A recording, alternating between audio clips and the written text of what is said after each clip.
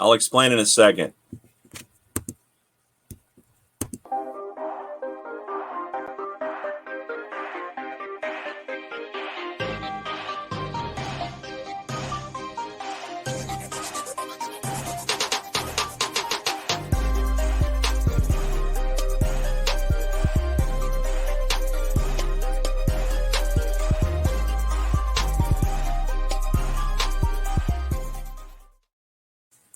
Hi.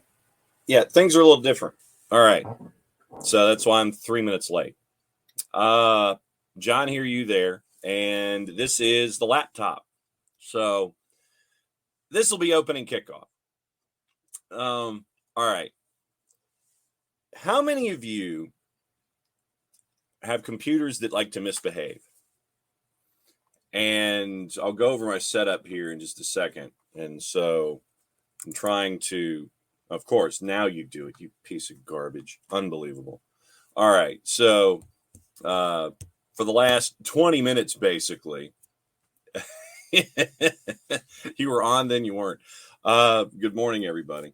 All right. So I'm guessing that the big computer was, Chrome didn't shut down correctly. No kidding. So ever since like about 8:45, I've been trying to log on, and the computer wasn't having it. The big computer, because for those of you that know my layout, it's me and the camera here, then the backup computers over here. Well, and this, yeah, and I just, Dell, I need basically my computer to just kind of behave because it functions. I mean, Daniel Price, God bless him, created this thing from scratch. And morning, Alex, it was lovely.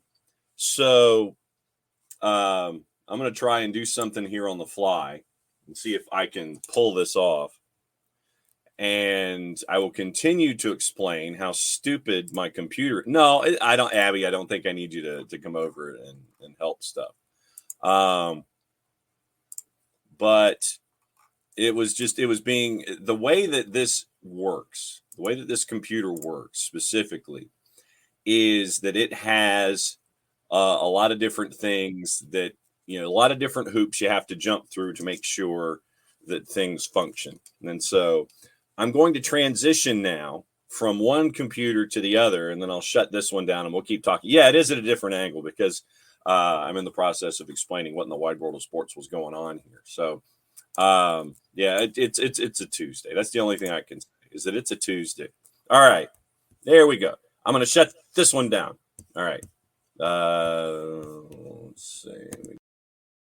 Having backed out of that, and it was a bit of a different angle. So, all right, here's how things are laid out. Yeah, well, that's the thing, Alex. They didn't warm up. So here was the deal. Traditionally, what I like to do is I'll warm up the computer, and there's certain things that I've got to do in all of this, and make sure that everything's functioning properly. Morning, DM Tim. Sorry you are sick. Well, yeah, and Hutch, I did initially because I was going through the microphone on computer number 2 as opposed to being here. So, all right, like about 8:30 or 8:45, I'll come down here, and the way that this particular computer is logged in, squared away, what have you, is it is plugged into a bunch of different HDMI inputs, and each input is locked into a particular device. Like 2 is locked into this particular computer. 3 is locked into the laptop, so it's always up and running regardless if like the internet goes down or something. It's got an HDMI cable and it's locked in and it's ready to go. So that's how this works. But the thing is when I have to turn the computers on, sometimes HDMI 3, which is the one that's it's plugged into the laptop completely and totally, is, it's ready to go. It's an HDMI cable. It's good. But sometimes this computer doesn't respond immediately to the HDMI input that it's attached to in this setting. So I've got to kind of sit here and hit the mouse like 95 times and trigger and trigger the input before everything will function. And so this morning, as I was getting into all of the stuff, this wasn't behaving. And so literally I'm checking the battery on the laptop, I'm checking the battery on the mouse, all these kinds of things. So once again, it was adventures in computers with me. And that's where we are. So that's why I was 3 minutes late, because I was screaming at a computer trying to get an HDMI input to work. So that's where we are. Tom, we do need to talk about this morning. MLS refs are striking. LOL. Good. Replacements will be actually better. I don't know about that, brother. Tom's not happy. But yesterday, and we'll go to Twitter and talk about the PSRA. We'll talk about, and I don't know if you saw the picture yesterday of the activity that was going on in Dallas with Messi and Friends and FC Dallas, where I'm gonna find the lineup. I'm going to find the lineup so we can sit there in all of that kind of all of the kind of behavior. So let me find the starting lineups yesterday. Failed to load module across the screen. Okay, that's interesting. See, Nick, now you're talking about stuff that's way above my pay grade. But yesterday, let's just say on Abby, you weren't the only one. Abby says she missed what happened in Dallas. You and there were probably maybe 5,000 people there because they were playing a game in a monsoon. And tickets were going for $50. So if I was to give you this lineup, how would you think that Messi and Friends would have done? Drake Callender, Jordi Alba, Noah Allen, Sergei Kritsov, Tomas Aviles, DeAndre Yedlin, David Ruiz, Sergi Busquets, Julian Gressel, Lionel Messi, Luis Suarez. Going up against FC Dallas's Martin Pais, Sam Junqua, Nkosi Tufari, Sebastian Ibiaga, Dante Seeley, Liam Frazier, Asier Iaramendi, Herbert Ndele, Jesus Ferreira, Eugene Ansa, Paul Areola. Looking at those lineups, you sit there and it's like, okay, it started at 6 Eastern. It was an odd time to start. But if I give you those lineups, considering where we are in the calendar, what would you have said the result would have been? I'm taking a bit of an unofficial poll. Knowing what the results were last night, if you take that result, put it away to the side. That's a part of the discussion. So if you had those lineups put in front of you, then what would you have said the result would have been? Just saying. But, if you 2-0, 2-1, 3-1, Messi and Friends, something like that. Maybe. Final was 1-0 FC Dallas. 1-0 FC Dallas yesterday. And it was on a goal in the 3rd minute by Jesus Ferreira. That's it. But because, and this is how I'll phrase this, because we are where we are in the calendar, literally the beginning of preseason, Messi and Friends have already played the El Salvadoran national B team in El Salvador, came back to play FC Dallas before they go on to Saudi Arabia and Hong Kong before they come back and put 100,000 miles on a jet. Everyone and their whatever part of their family is freaking out about Messi and Friends losing to FC Dallas in a monsoon 1-0. It was a goalless draw in El Salvador, a 1-0 win for FC Dallas. And everyone and their mother is sitting there going, ah! Or father or sister or significant other, what have you. Everyone is sitting there. Not everyone. I mean, there are those of us here who are level-headed, but outside of SDH, outside of SDHness, everyone is sitting there and going, ah!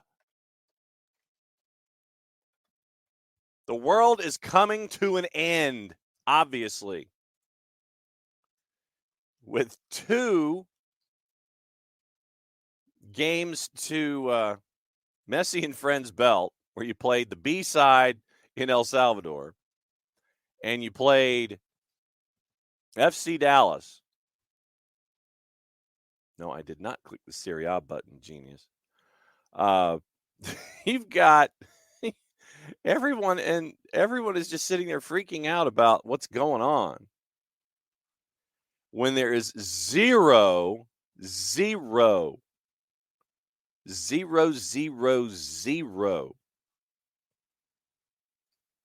reason to do so. Yes, Nixon, we'll get into that too. But you end up with, and I'm trying to figure out who played and how many minutes and all that kind of stuff. But yeah, you had those starting lineups. Goalless draw, 1-0 loss. Oh my God, it's the end of the world. Obviously, it's not. But it was a preseason friendly, and everyone is sitting there going, holy ish, what is going on with Messi and Friends? Y'all, outside, like I said, outside of here, y'all, outside of here, everything's fine. And I will ask the question on Friday. When we get to Friday, what your expectations are for the match in Birmingham that will be streamed. It will be streamed from Protective this weekend. Maddie will be there. I will be there. Mike and Jason will be there. But it'll be a fun way to kick off the season. What are your expectations? Abby, the weather had been hitting. It's like consistent. I mean, it was bad. Literally, there were pictures that were taken from the press box, and it looked like maybe 5,000 people were there. Maybe 5,000. And this was at the Cotton Bowl. This was at the Cotton Bowl, and you had people who had paid a boatload of money for these particular seats in this particular match. You know, why you're dropping $50 on a preseason match involving Lionel Messi. You know, that's on you. I mean, I'll give you credit. You want to play there, you can. So your starting lineup. Messi started and got subbed. All right, so let's take a peek at the minutes and who played. McVay played a half. Robert Taylor played a half. Gregory played 25. So Messi was out there for 64 minutes. Gressel was out there for 64. Suarez was out there for 64. Campagna was out there for 64. Allen and Yedlin out there for 75. So there were liberal changes here. Liberal changes. Nick. Folks, the French champagne. Yes. Noted for its excellence.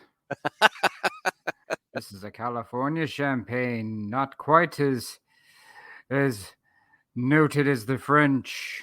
Aromatic. Yet still aromatic and wonderful. everybody, first off, I was freaking out about the computer here in Office HD not working this morning. Mm-hmm. And so that's why we were 3 minutes late coming on, and I have to make that up on the back end. But when we're looking at yesterday and match number 2 of the preseason of 100,000 miles for Messi and Friends, Mm-hmm. they lose 1-0 to FC Dallas. Yeah.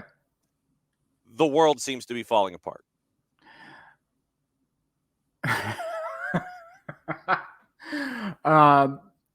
To me, the most shocking thing about that performance is that Suarez went north of 50 minutes. That's the most shocking thing to me.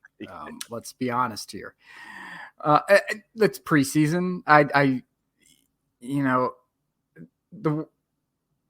I'll put two things out there. One is that last year in the Magnifico Cup, that Messi and Friends seemed to start steamrolling their way through. Right. Dallas gave Inter Miami all of the problems. Mm-hmm. I mean, they really did. These plucky upstarts really just took it. They were probably one of the first teams that really looked at Inter Miami and said, we don't really care who is out there. We're gonna go right at you. And it paid off. It, damn near paid off for them. Yeah. But it's preseason. They're supposed to win everything, Nick. I know. Yes. Right. This is like when. So my son was about 2 weeks old. Oh wow. I want to say when. So yeah, this is like 14 years ago. Yeah. When AC Milan came to the Georgia Dome. Oh, wow. To play Club America in the World Football Challenge. And this was a Milan roster that had Gattuso, Pirlo, Ronaldinho, Nesta. I mean, they had Dida. I mean, it was Pippo Inzaghi was out there, right? I mean, it was nuts. Club America rolled them. Mm-hmm. Club America, Club America did. I don't even think they brought their A lineup. I mean, they had guys out there that looked like they were like, hey, buddy, can you start today? A couple of triple digits out there hanging out. Yeah, look, I was folding shirts. Like I did the laundry an hour ago for the team. What do you mean you want me to play? I mean, here's jersey 216 that you folded. You're wearing it today, right? And Club America went out and wrecked them. I mean, It was pretty hilarious to watch, but I know that we're supposed to, because everything in our world says we have to overhype everything. Of course, we have to build up everything. We have to sell everybody on how great of a disaster this is, because extremes. If we do that, we get more ratings. True. We get more views. We get more everything. I'm sorry. It doesn't mean a damn thing. It's preseason. This is the one show that's going to keep it real with you. It means nothing. Zero. What Messi and Friends understand, the Barcelona boys, they understand more than anyone that when you have a whole load of players that work in concert together, you're very effective. But you have to teach the new people how to function within that system. This is not going to be anyone else's system but what Messi wants to run on that field. Yeah. And it's going to be some sort of Argentina, Barcelona-esque system, right? And they're going to have to figure out how to train up the rest of the people, which means there's going to be gaps on defense. There's going to be gaps on, when they transition forward. Offensive connections, yeah. Yep. The players who are supposed to be in spot A are going to be in spot B. And the ones who are supposed to be in spot C are going to be, if they're really lost, they're going to be in spot F. And Messi's going to yell at them. Like, why are you over there? You should be here. Mm-hmm. Why didn't you make this run? You stayed where you were. Like, there's a level of sophistication that these other boys are going to have to get up to. And when that happens, they will be a little more dangerous. But for now, it's half the team is learning. Outside of that, this means nothing. It means nothing. It's about the show and it's about the turnstiles. That's right. This is about the show, not the go, baby. Mm-hmm. And you're going to be, I think they've got like a closed door with New Mexico United before they head over to Saudi Arabia, before they head over to Hong Kong, before they come back here. And it's just amazing to me. Well, I shouldn't say that because it's really not, that you have so many folks who are sitting there going, yeah, the sky is falling. They've only scored one goal against El Salvador's B team, and FC Dallas in a downpour and a monsoon in front of 12 people at the Cotton Bowl. The world is ending. Yeah. If anything, the more concerning idea is that last year you probably would have had a largely full Cotton Bowl for Messi's appearance. And now you're not, obviously it's not that. The weather has to be taken into consideration, obviously. But path on that one. But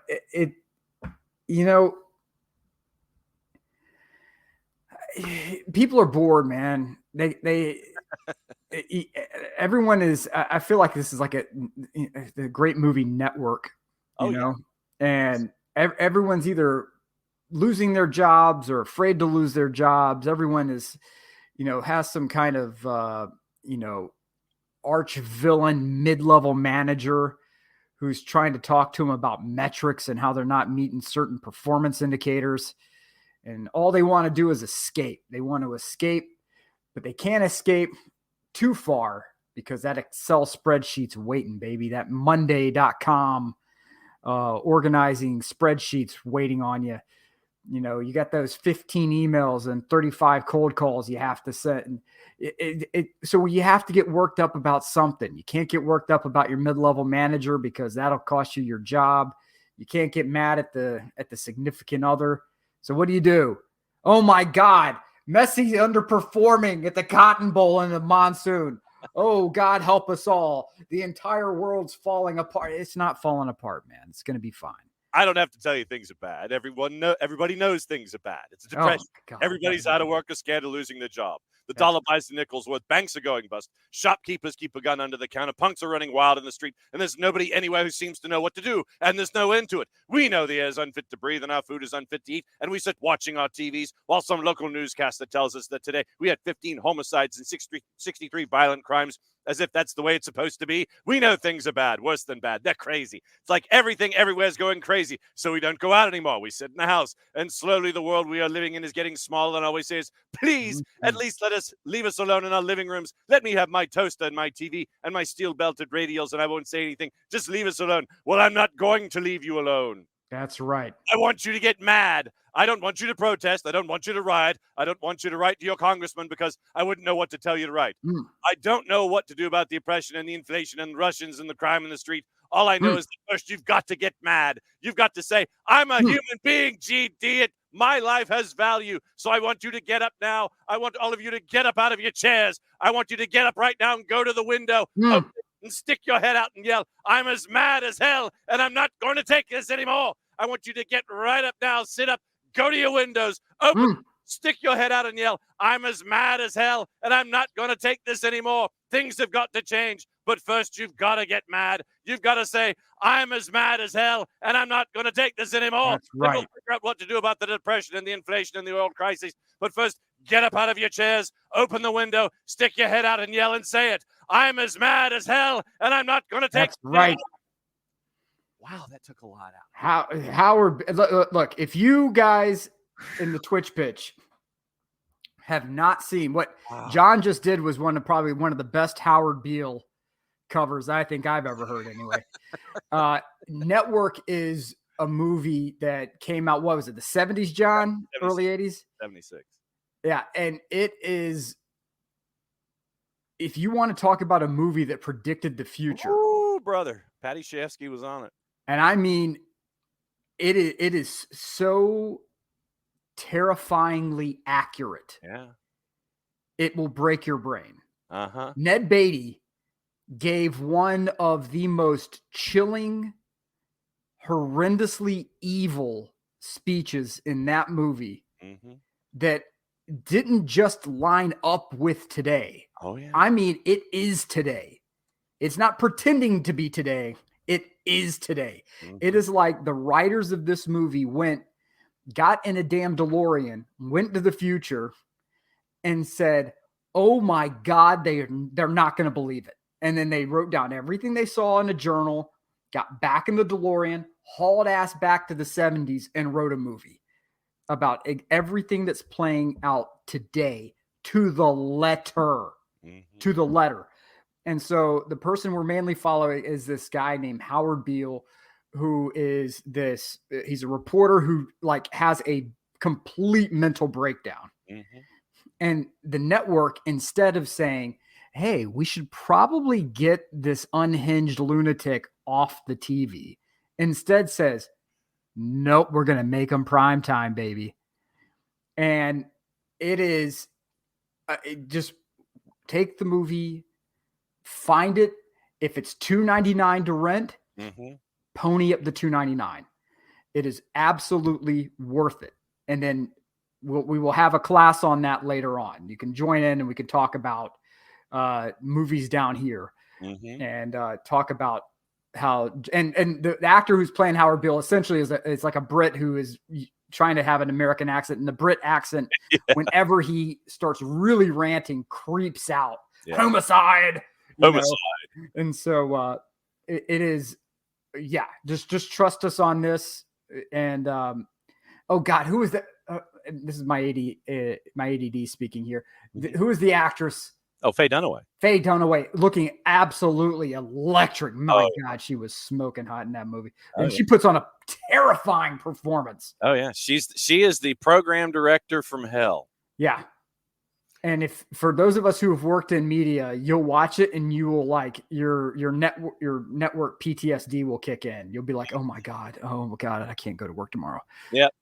The end of the Ned Beatty, Arthur Jensen speech says, all necessities provided, all anxieties tranquilized, all boredom amused. And I've chosen you, Mr. Beale, to preach this evangel. Howard Beale goes, why me?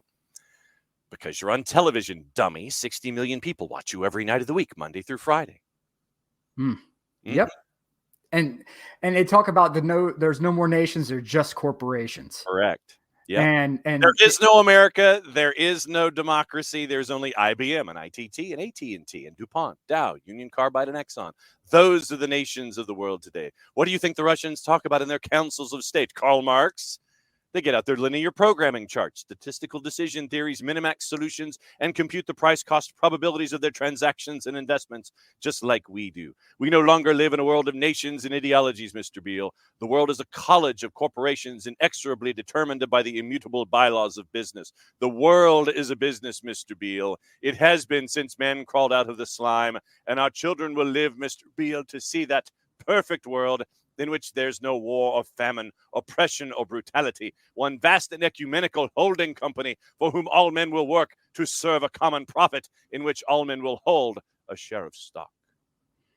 That speech when Beatty is giving it, I'm telling you right now, he is locked in. He is. Oh my God! It is like on Top Gun, man. It's like I've got tone. I mean, it is. Woo, but that's where we are now.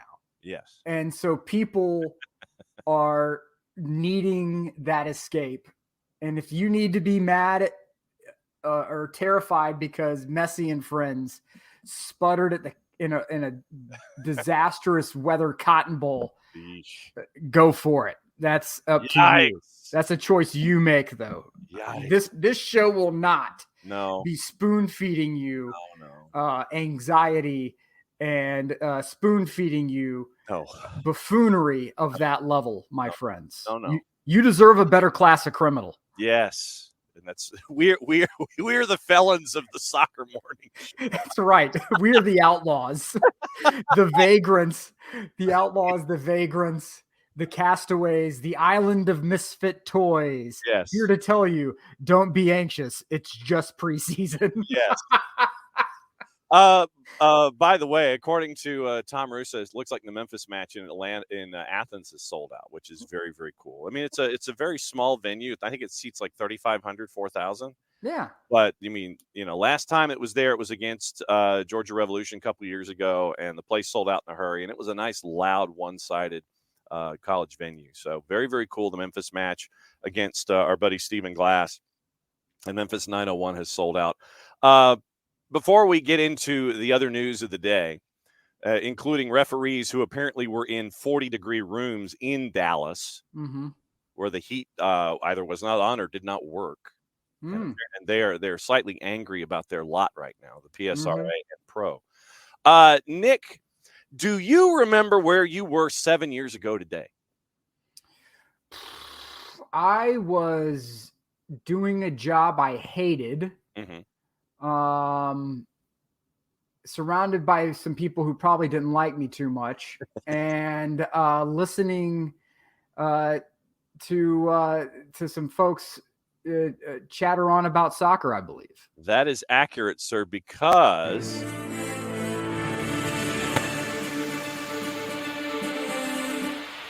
since I didn't have birthday music, it's our birthday. 7 years ago today, we started SDH. And it was Jarrett and Jason, and we only went for an hour. And we had the feeling that we were going to be going 2 hours sooner rather than later. We didn't know it was going to be like after 9 months. And so, yes, happy birthday to all of you and all of us. It is the beginning of season 8 of Soccer Down Here. Yeah. It is our 7th birthday, so it is the start of season number 8 of SDH, and everything that we have been able to do and everything that you have put up with us in doing for 7 years now. And I crunched the numbers yesterday, and I'm trying to figure out a way, if there is any way possible, to try and find those first couple of shows. They're not on Blog Talk Radio for some reason. I guess once you end your subscription and your relationship with them, they just pull the audio. So if there's any way that we can figure out where in God's name this original week of programming is, I will find it. I will run it at some point. But it was an hour. And then 4 card, there were times where with Nick and soccer over there, we'd go 3. We'd go 3.5 and almost 4.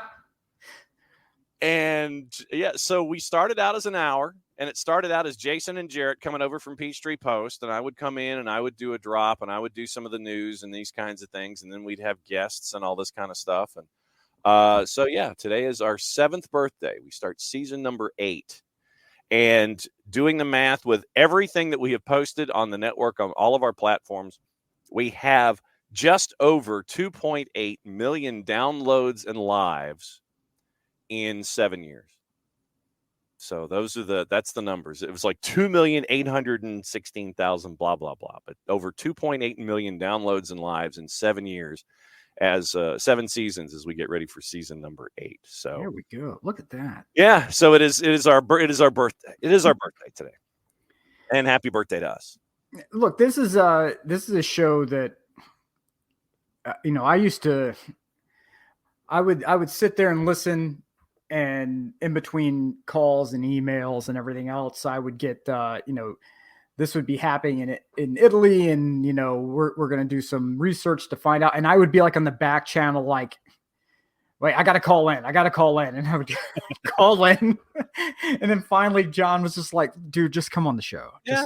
Just stop, come on the show and talk about this. And that's kind of how I got looped into this multiverse of madness. Yes. And, when you think about what the show has been, it's that we've always tried to not be your average run-of-the-mill sky is falling sports talk. What? Right? Where we call for someone's job every day, where, we are, everything in the world is terrible and horrible. We try to find the light stuff. We try to find the funny. We always try to do the research. And anything that we do is except for me, I'm completely selfish. Everything they do is all for you guys on the Twitch pitch. It's completely a selfish endeavor for myself. This is my therapy. This is my my outlet. This is therapy for all of us and an outlet for all of us. It's not just therapy for you, brother. Well, look, that's for you. That's your own selfish needs. I'm talking about me, John. It's about me right now. I'm sorry, I overlooked. But really, this has been so much fun for so many years to do this. And during the pandemic, when we were, when sports kind of stopped, the world stopped, and we were all in the back channel, like, all right, well, we kind of feel like everyone needs an outlet. Mm-hmm. And so what did we do? We took to the air and we started trying to find restaurants that would do takeout. I know that we were, I was working back channels, and I know, you guys were as well, trying to find restaurants to say, hey, look, are you converting to not just, obviously not dine in, but just, carry out operations, and how can we keep your business afloat? And, to go to to have random shows like, with cooking down here, and random shows of, gamey muffins, and, who's going to talk about the Mongolian second division, and who's going to talk about like NPSL and Nice and everything else. We covered it all. Yeah. And it's because the Twitch pitch, the SDH universe, always working in concert together. Mm-hmm. The best. All about, by the way, it is all about Raise the Fleet, Nick. Ooh, look at that. Ooh, that is sexy. Yeah, right there. Look at that. And we officially do have a price point on our Marshall Islands fundraiser. It's going to be on their website. We will handle all of the domestic sales. It's going to be 25 pounds, $32, and plus shipping. So these are 32 each. It's going to be on their website later this week once I get the pictures to Matt, who's part of the marketing arm and all this kind of stuff. But there's your Marshall Islands flag, and there is the Marshallese right here. Accomplishment through joint effort. Ujuakan. Yes, accomplishment through joint effort, and the Nick's key phrase: Raise the fleet, baby. The fleet. So these are 32. And we're helping out our friends at the Marshall Islands. If you missed the Justin Wally interview yesterday from Majuro, it is on the network. And so he's down there. They're having their first ever futsal cup coming up in the next 2 weekends. So very, very cool stuff from them. But yeah, 32 each. And we're going to help things out nationally and internationally. They're handling the international stuff. We're handling the domestic stuff. But it's a fundraiser because they want to do some stuff in October. But now we have an official price point. So 32, same as the bucket hat. 32 US, 25 pounds. We'll go from there. And this is something where if you're, when we talk about the big boys of the soccer world, right? The billionaires and, the nation state teams, and how big and unwieldy everything's getting, and biggest house in the big side of town. It is. But we can't forget about the people who are literally trying to create a team from scratch. Yep. And that's what the Marshall Islands are doing. They are creating a team from a coral atoll. Yes. In the middle of God's country, Pacific Ocean. Yeah. And you have a number of those atolls that are highly radioactive because the United States just enjoys dropping radioactive material all over the Pacific. Yes. You have these people who have been flung all over the world, from the Four Corners here in the United States, the Pacific Coast, they're everywhere. And the Marshallese are resilient as hell. And they are just wanting to have their place in the world recognized. Yep. And right now you have the atolls are like feet above the rolling waves. They are, they're islands there that when the storms hit, the water literally comes up from the ground because it is coral is, it's vascular in nature. The water just permeates right through it.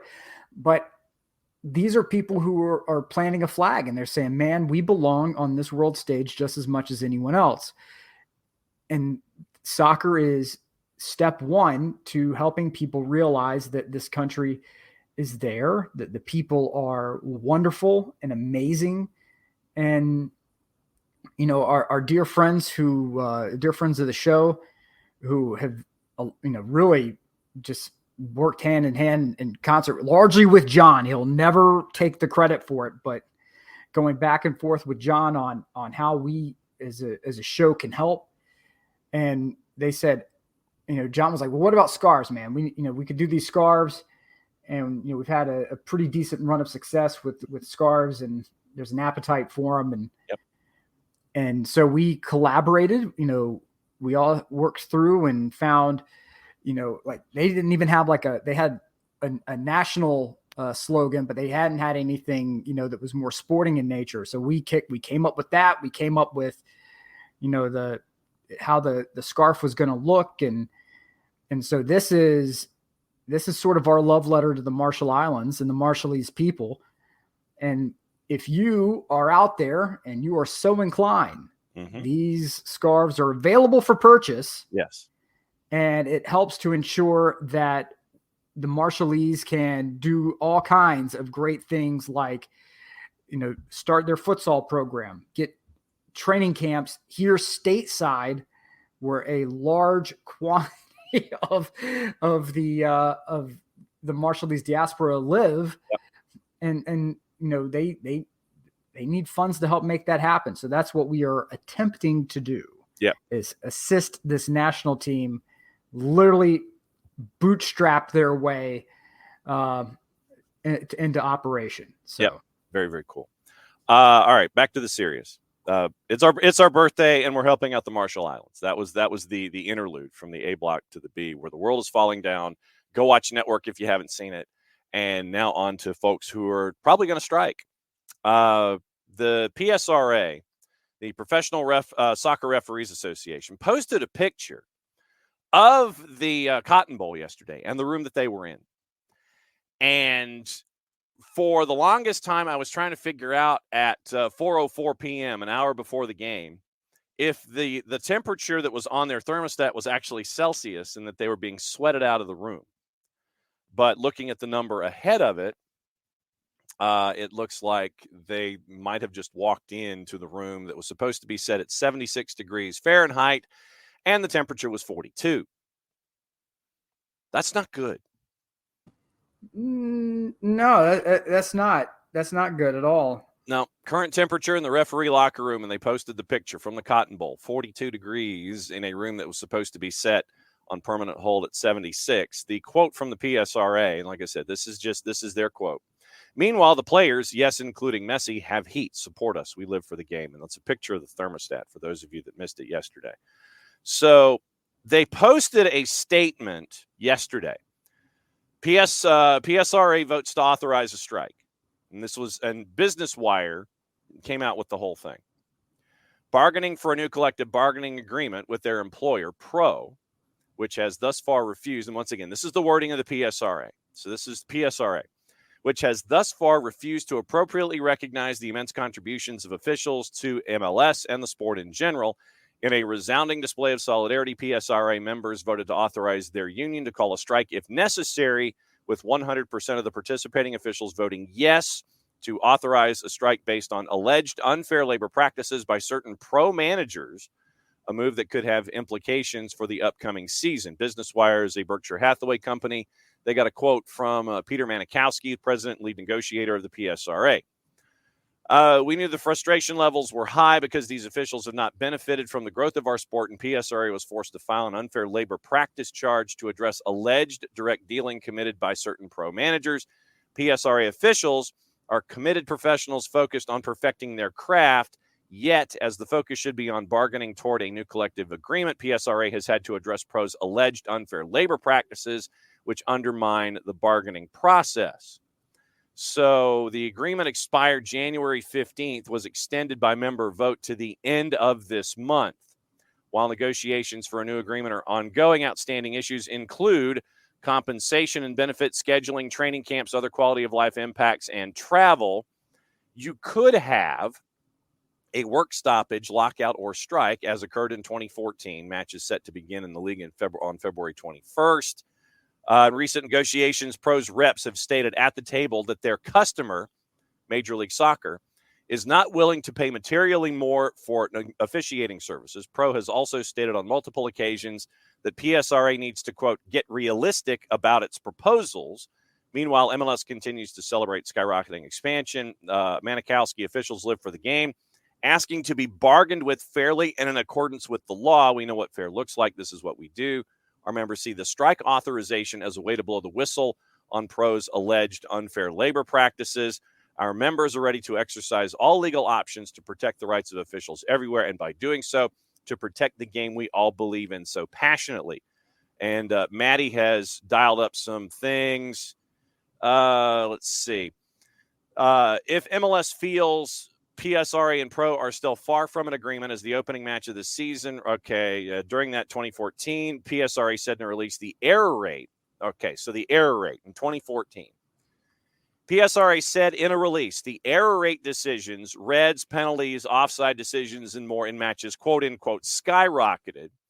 A potential work stoppage this season could also further complicate implementation of MLS' newest rule changes, measures against time wasting during substitutions and injuries that are set to make the debut, which we saw in MLS Next Pro. That came from our friends at The Athletic. So, Nick, that is where we are right now. You got folks that wear the yellow jerseys, and they're kind of pissed. So one thing to consider here is that automatically, the aerosol brains are going to say that this is a massive conspiracy and the refs are being frozen out and this is intentional. And I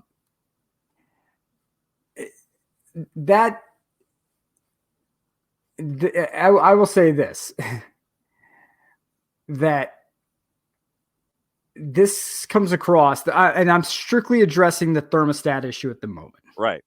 This is going to be one of those moments where it's going to be like an XFL moment where they had like the best game ever in the XFL, where the quality of play like just went through the roof, and like the game shut off at like the second quarter.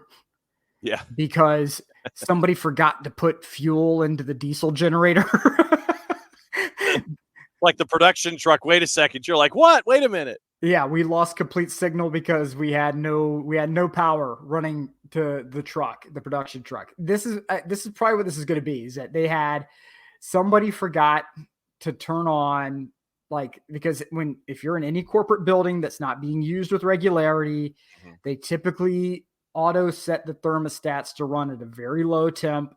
So that way you don't burn heating costs, which makes it very difficult during certain times of day. Yes. You're triggered. Yes. Yes. So I'm pretty sure that's what's happening here, is that some idiot forgot to turn on the heat for that room. Right. Oh, the locker rooms. Oh crap. What about the ref room? Oh, Jesus. Yeah.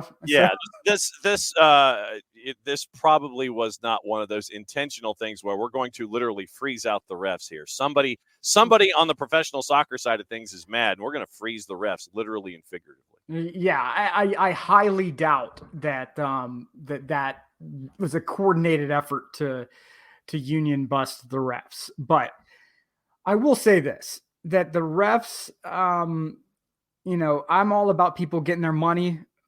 I have no problem saying that I'm a pro union guy. So get your money if you can get it. Part of getting your money means that you need to perform your job at a level where everything else takes care of itself. Yeah. Where you have people who could sit there and say, yeah, why aren't you paying these people what they're worth? Look at the work they're doing. Instead, every week, we're like, Pro, what are you doing? Pro. I mean, do you have any idea how terrible you are? I know that's something I've personally tweeted many times. Pro has to improve themselves. They have to really, if they want better pay, they need to talk about what they're going to do with this better pay. They need to talk about how they're going to be improving their level of performance, and week in, week out, across the board, and what they're going to be doing, so we don't end up with like a Angel Hernandez situation with MLB, where you had one of the worst arbiters of the game, protected from on high by the devil himself because the union was so strong. We have to make sure that poor performers are rooted out or re-educated. Something. I don't know, but Pro needs to help themselves in this situation by improving their quality of officiating. And that's, I'm sorry. It's, and Four Card nails it. If you can't ask for a raise if you're bad at your job. 100%. I am pro-union. I am all about the worker getting their money. People having a great quality of life. But you have to do your damn job with some level of proficiency and not just have one or two who are passable. I'm sorry. Like, bro. Yeah, like drunk uncle. Yeah. Drunk uncle is not somebody that, I'm sorry. He's all over the place with the calls. Yeah, Dickerson. Yep. And so, Pro has to get their own house sorted before they start talking about we're not signing any agreement. Multiple sources familiar with the still ongoing talks. This is from Bogert and Maurer earlier this month before they extended they gave it the 2-week extension. In December, sources said Pro offered an overall 3% pay increase to its referees, while the PSRA had demanded an increase of up to 90%. You're on cocaine. Said one source, with the largest of the increases reserved for its lowest paid officials like ARs and fourths. Earlier in January, Pro increased its offer marginally, said one source, offering an overall raise of 4 to 5%, according to another source briefed on the talks. I love that. 3, no, 90. Okay, 4 to 5, no, 90. There is it's like at the end of Scarface when Tony Montana has that mountain of coke. Yeah, that whole mountain of yayo right in front of him. He just plows his face into it. Yeah, you are making your face into a cocaine snowplow if you think you're getting a 90% pay raise with the level of performance you have. I love that. 3%, no, 90. 4.5, 4 to 5, no, 90. No, their negotiator is like up in Buffalo right now, going face first into a mountain of snow. He's Bill's Mafia. He's going through the table. Good Lord, 90%. Yeah. No. 3, no, 90. No. 4, how about 4.5? No, 90. No. I'm thinking they're probably going to have to meet somewhere in the middle on that. What? The middle where? 78. No, 7. Yeah. Guys, I think we're at the opposite ends of the scale here. Can we meet in the middle? No. We're a little off. You walk into the room with all the glass panes and the long rectangular table. Gentlemen, I believe we're a little bit off in our assessments of where things need to be with this raise. We're thinking 3%. No, 90. How about 4.5? No, 90. Yeah, we're done here. That's exactly yeah. 4 card with the golden question here. Is it metric or imperial? Exactly. No, like this is when you ask for something so blatantly stupid, you're like that's what you're hoping for. Like, look, they'll meet us at 45. They'll meet us at 45%. And there's no way in the world. Here's the thing. We can all go back and look at the Pro oopsie videos. Oh my God. That they post after every weekend. And it's like, yep, we missed this. Yep, we missed that. Yeah, that's 1% off. That's another percentage. Oops. Sorry. Okay. So you cannot be subpar performers and ask for a 90% raise unless you want to be fired. Good Lord. Yeah. So if the refs vote to strike or pro locks them out, MLS would be forced to use replacement refs in preseason and potentially when the season kicks off February 21st. Crisis would be averted, obviously. This is Bogert and Maurer. This is their words. Two sides reach a permanent agreement or even arrive at a temporary extension of the current CBA, similar to what the MLS and the PA did during negotiations, remember, a couple of years ago when they extended it and they just went ahead and played and negotiated in good faith. Pro and PSRA deal with refs in multiple leagues across soccer. Pay range in MLS can be instructive on how the scale can vary widely based on experience and position. According to the previous CBA, refs with less than 2 years of service, Knicks, make a base of $50,647.90 for their work in Major League Soccer, supplemented by a match fee of $13.50 per regular season match they call. So you get $50,000 base, and every time you show up, basically, if you're on the roll call, you get $50,000. If you're a ref, if you get a game, you get an extra $13.50. More experienced refs make anywhere from 95 to 108 based on the number of matches they've called, in addition to the same per match fee. ARs also get that $13.50 a match, but their base pay is far less, falling between $16,000 and $21,300 based on experience. A sticking point, once again, this is Bogert and Maurer, in the way assistant referees are currently paid under the current CBA, though, is that they do not receive a match fee until the 10th regular season match they've called in a season. That's kind of a shenanigan. Per game rate for all officials slide upwards during the playoffs and for the All-Star game. For his work in this year's MLS Cup, for example, Armando Villarreal made just over $6,900, about 5 times what he'd get during a regular season match. VAR and AVAR have their own pay range, even smaller than the rest of the crew.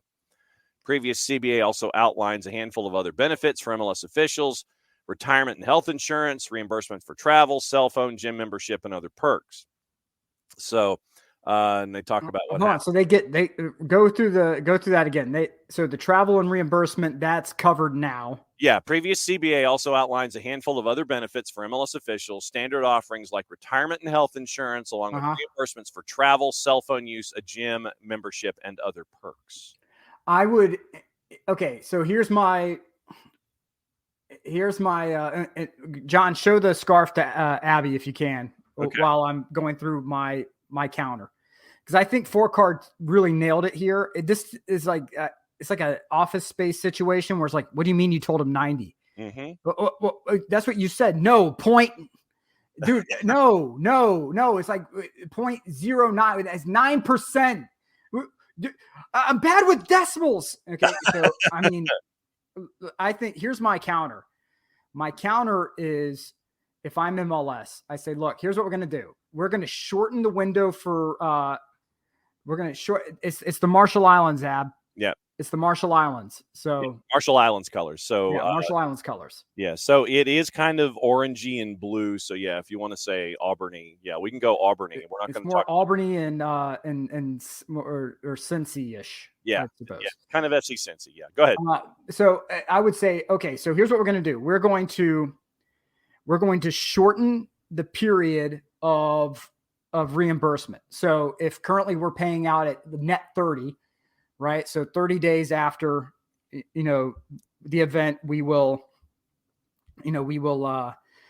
reimburse you the money. Now we're going to do it like 2 weeks. So we're cutting that time in half. Okay. So you're going to get your money back faster. Right. Okay. So that's more money in your pocket that allows you more walking cash in a faster period of time. Yeah. Okay. Now we are also going to move that. We're going to take the travel component off of your books, right? So, if there's certain things you may need, rental car, whatever, that's fine. We will be happy to book those things for you. That's something you don't even have to worry about now. That's cash that you just keep in your pocket, unless you want to pay for it yourself. Have fun.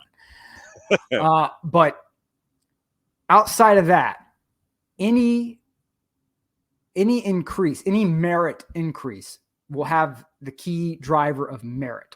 on there, which means that the more missed calls you have, we will sign a 1 year, 1 season tentative agreement, a placeholder, while we go through and measure out your performance levels for this year. Merits and demerits with a system of grades. Right. Because if your performance as an official is a detriment to the game, why should we move forward with your group? Yeah. And you can't claim you're the best referees. You cannot. So 1 season placeholder, we go to net 15 on reimbursement, and with a guarantee renegotiation at the end of the season. And that puts the onus on you to ensure that you perform at the highest level possible, and you train up your weak performers. Because if your weak performers drag down your team, that's on you. That's an org issue on your end, not us MLS.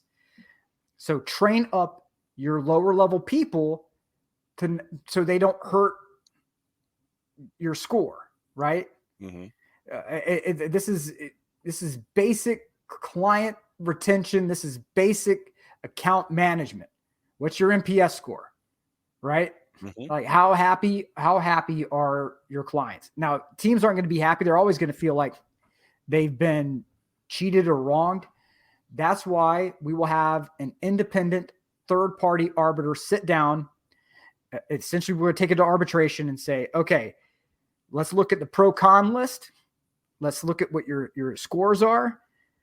And then let's take a look at what the reality of the situation is. And if the scores are the same as last season, you're going to have to take our 5% merit increase, probably with a shorter contract, and deal with it. Because we shouldn't have to pay for subpar officiating. You know?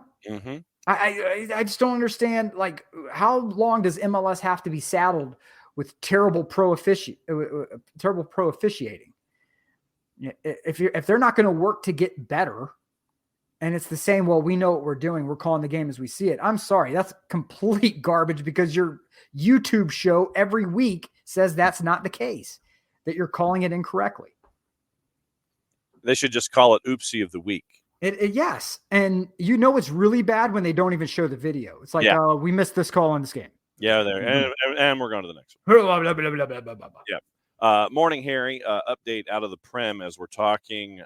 Calvin Phillips looks like the loan has been approved from Man City to West Ham for £7 million. That's the number.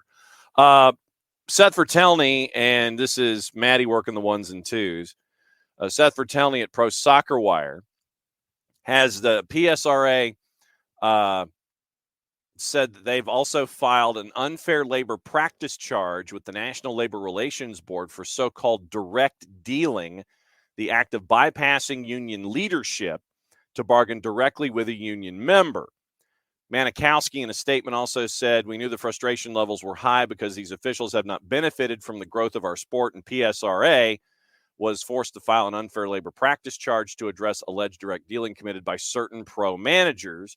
PSRA officials committed to professionals focused on perfecting their craft. Yet, and once again, this is Manikowski, the head and lead negotiator, president of the PSRA and the lead negotiator.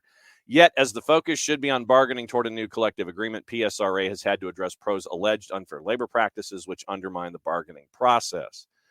And once again, it goes back to 2014, mentioning what we talked about earlier with Maddie and the numbers. So that's where we are. We could be in a situation much like we were a decade ago, facing the prospect of replacement refs and replacement crews. And if you thought that it was fun with the current roster of folks, how much fun could it be with replacement officials? I mean, think about, and this would be a question for Bart. If Bart, just say, if Bart got a tap on the shoulder, hey Bart, would you cross the line? Would you cross the line and be a replacement official? Would you be a fourth? Would you be an AVAR? Would you be a VAR or something like that? Would you be a fourth? Would you take it? That would be an interesting question. Like I said, I mean, I know Bart is like way down the list, but in theory, if Bart got tapped on the shoulder and they went to like local folks, hey, this way you cut down on your costs, you go local folks, would this be something that you would tap into? I wonder how many folks locally would cross those lines. I really do. I'm for anybody who asks why I'm pro-union, in the entertainment industry, the union protects a lot workers from like absolutely absurd conditions, right?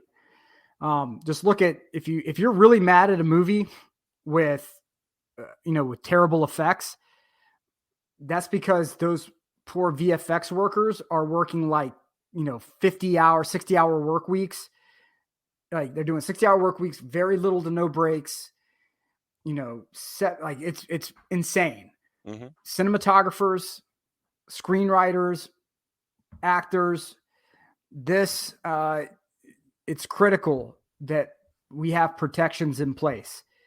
The one that is near and dear to my heart is the American Cinematographers Association, right? So that's the union there. It ensures not only that the film workers are getting appropriate levels of protection, but they also work overtime to ensure that the level of product that ASC certified cinematographers put out, every resource available is there for you to improve your craft.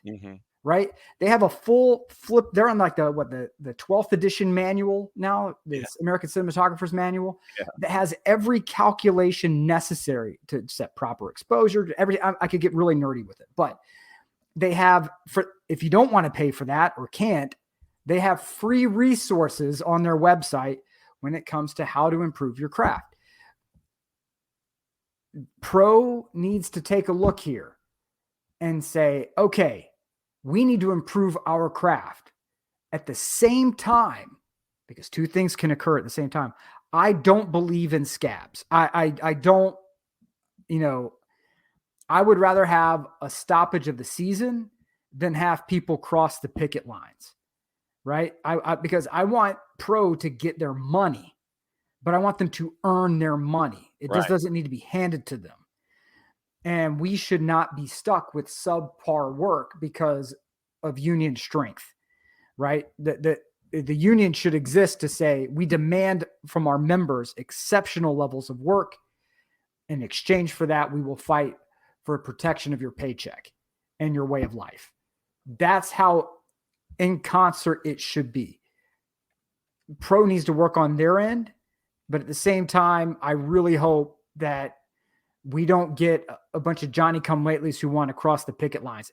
It never pays off to be a scab. It just doesn't. All I'm going to say, Dell has let us know that the Oscar noms are out. And all I'm going to say is if 20 Days in Mariupol doesn't win documentary feature, something's wrong. That's all I'm going to say. A lot of nominations for the ones that you would figure. But, 20 Days in Mariupol does not win Best Doc, then we got a problem. Dell mentioned yesterday, and this is what we kind of got into with Bart a little bit. And since we're on the officiating trail, yesterday we kind of talked about Ivan Toney and what Ivan Toney did in the Brentford Forest game, where fouled just outside the 18, magic spray comes out, and center ref takes the magic spray and sprays it around the football. It's all right. You're 19 yards out. Here's the deal. Toney takes some of the spray off of the grass, moves it over, and puts it about, maybe 6 inches to the right of where the spot was supposed to be. And literally he puts the magic spray down, puts it 6 inches to the right, and then gets the free kick past Matt Turner on the wall. And why are you laying down behind a wall on a free kick inside the 18? I have no idea. But gets it past Matt Turner and scores, and Brentford wins a crazy one by the score of 3-2. So now Nottingham Forest has decided to knock on the PGMOL's door. They're like British Pro. Professional Game Matches Officials Board Limited, the PGMOL. I guess I should say the PGMOL. So Tony moves the vanishing foam, shifts the ball to a more advantageous position before scoring. Nuno, after the game, complained, quote, "The law is clear. Every situation that leads to a goal must be checked. It's not even a matter of inches. Tony moved the ball almost a yard." Forest have now written to both governing bodies demanding to know whether Tony's actions, which the player himself said were legal, actually constituted foul play. "You have a yard either way, so I moved it a bit around the corner," Ivan Toney said. The club, meaning Forest, want clarification on whether players are allowed to move the ball in this manner before a set piece, and if not, why VAR were not able to intervene. The loss means that Forest is 16th in the table after Brentford won, jumped them. They're now 15th, first win in 6 after losing 7 of 8. Gary Neville on Sky appeared to give Forest's complaints short shrift on social media. Quote, "Clubs writing to the PGMOL is embarrassing. Liverpool and Arsenal started it and set the precedent of this nonsense. The refs should be doing better and are under enormous pressure at the moment. It's in the club's interests to work with them to make them improve. This public posturing is unnecessary." So when, it literally looks like he moved it about a foot. From where the circle is, and our friends at The Guardian have spot shadowed the move. And, literally it looks like the width of a soccer ball where Tony moves it to the right. Tony claims it's legal to move it, a foot either way, what have you. So, Nick, what say you about what Ivan Toney did, and what say you about what Nuno is attempting to do?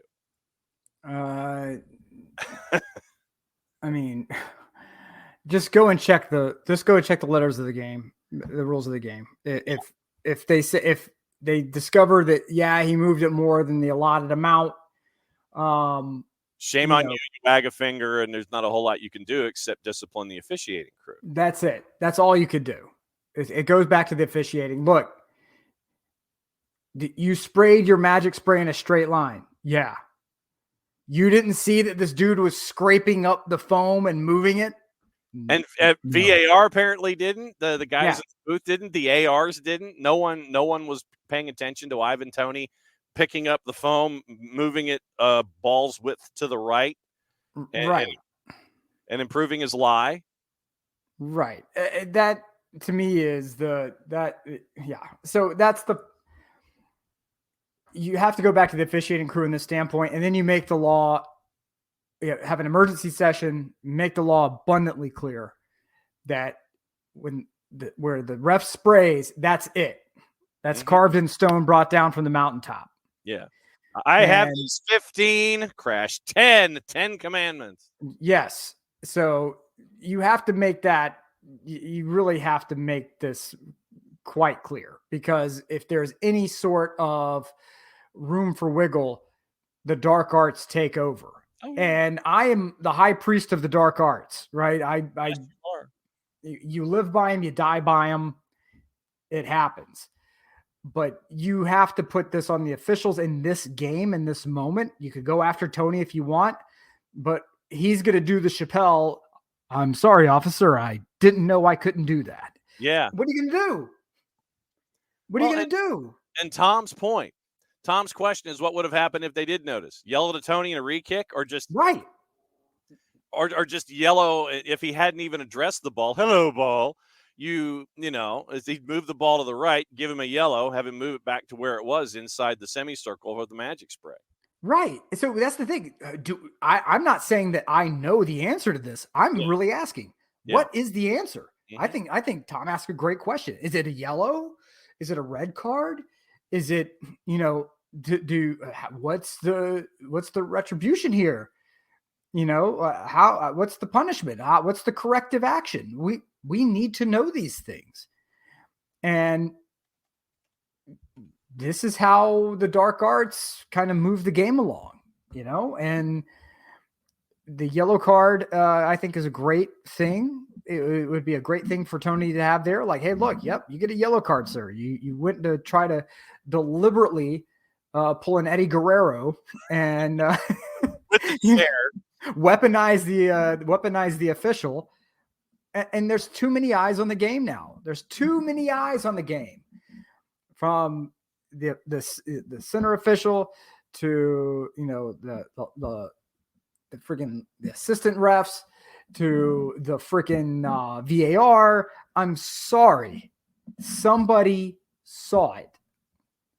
In 2006, when Zidane headbutted Materazzi, the AR let the center ref know, yeah, hey, there was a headbutt here. There was? Yes. You're sure? Yes. Okay. But there's no clear rules here. Okay. I have dug up what I'm anticipating to be the most recent version of the rules from the FA. And yeah, it was Dell says it was Materazzi's fault for being in the way, I guess. All right. So looked up the FA rules. Law 13, according to the FA, is free kicks. IFAB, laws of the game, 23-24. Here we go. Types of free kicks, blah, blah, blah. Indirect free kick signal, don't care. Ball enters the goal, whatever. Procedure, section 2. All free kicks are taken from the place where the offense occurred, except indirect free kicks to the attacking team for an offense inside the opponent's goal area does not apply.